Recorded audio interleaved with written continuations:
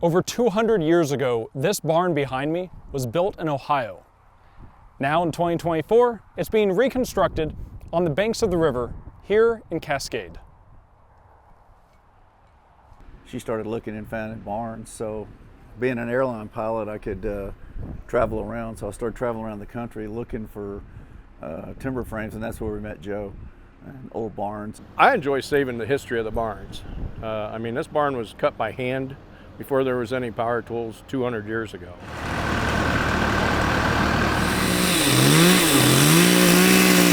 Back in the day, something like this would be considered not low end, but one of the lower ends of the craftsman because it's pretty rough hand hewn, but that was the look we were looking for. Motivations of home builders can differ, but this barn was the result of a specific set of choices.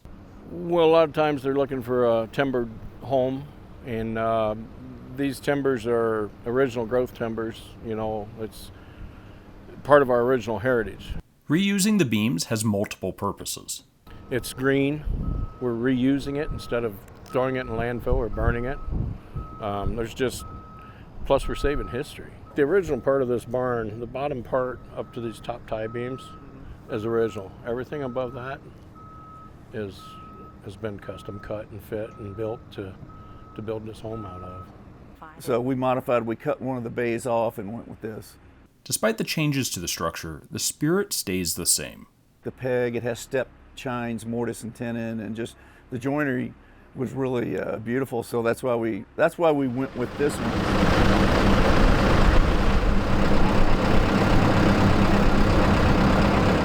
We have no intent of selling it. It's going to go to our kids. And the one thing I want to say is people see this and they think we're some rich people from out of state moving in to build. And we're a military family. I did 25 years in the military. I flew airplanes, and then I just retired from the airlines. And she raised the kids, and we've literally saved for 30-something years, and we're building this ourselves to save whatever money we can. So we love it.